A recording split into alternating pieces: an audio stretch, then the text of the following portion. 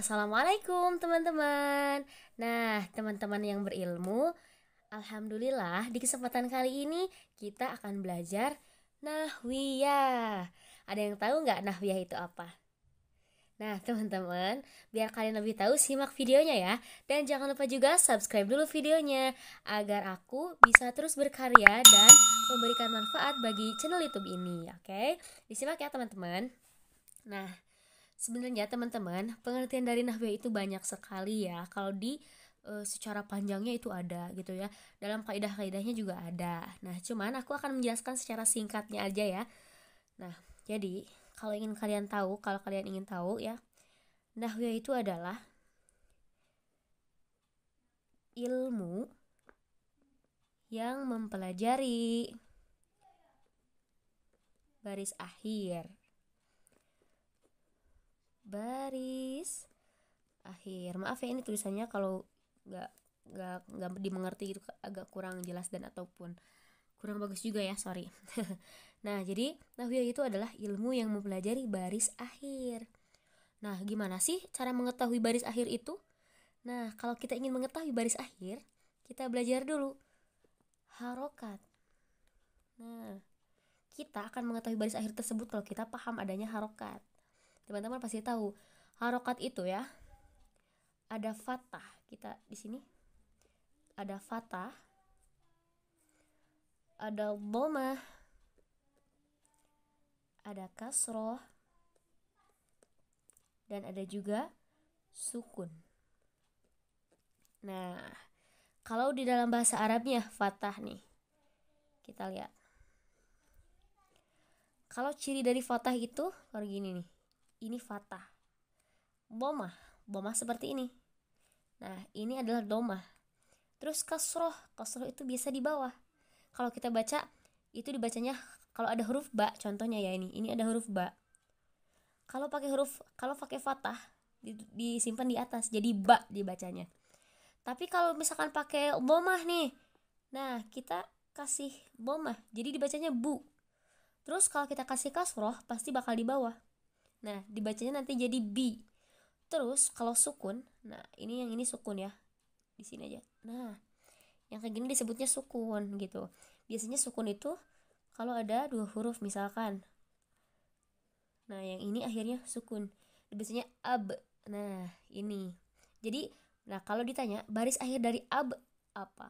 Baris akhir dari huruf ab itu adalah sukun. Ini baris akhirnya gitu.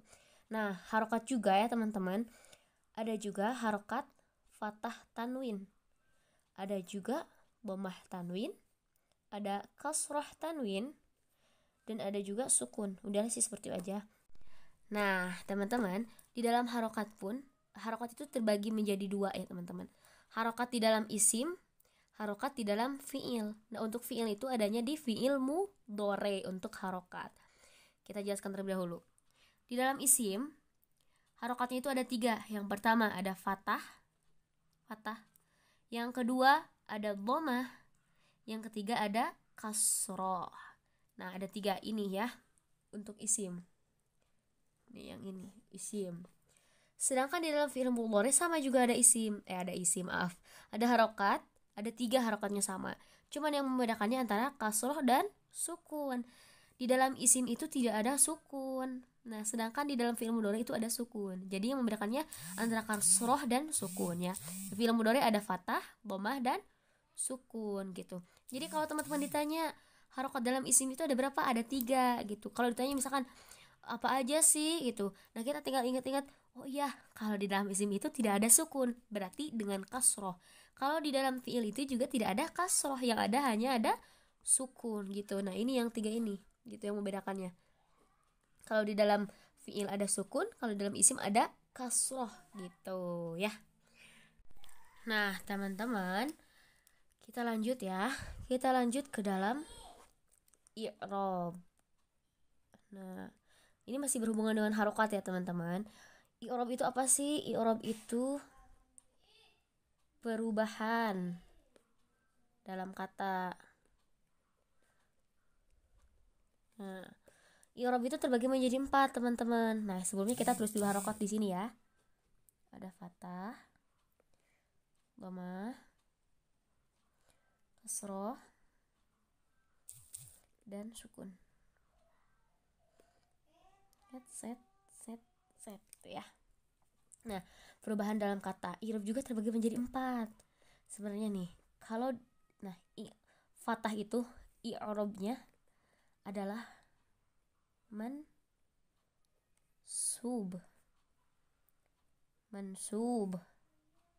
I'rab dari fathah itu mansub. Terus i'rab dari dhammah itu marfu.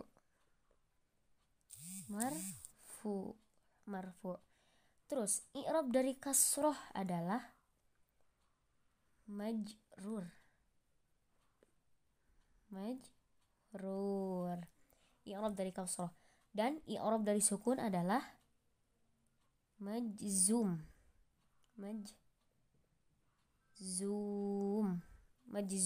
Nah, ini tuh i'rab, perubahan dalam kata gitu ya.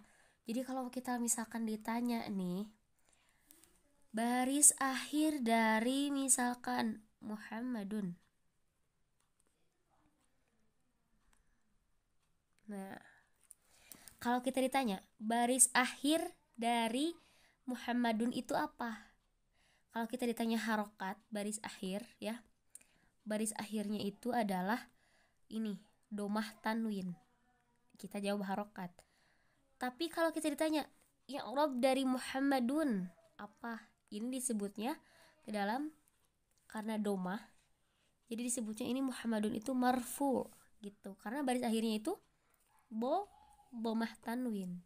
Jadi disebutnya marfu gitu, teman-teman. Nah, untuk pertemuan sekarang kayaknya dicukupkan sekian dulu ya. Semoga teman-teman bisa memahami apa yang sudah kita pelajari bersama-sama. Semoga ini bermanfaat ya teman-teman. Nanti kalian kalau mau belajar lagi, kita nanti lanjut part 2 ya. Support terus channel aku dan jangan lupa di subscribe ya teman-teman. Semoga bermanfaat. Assalamualaikum warahmatullahi wabarakatuh.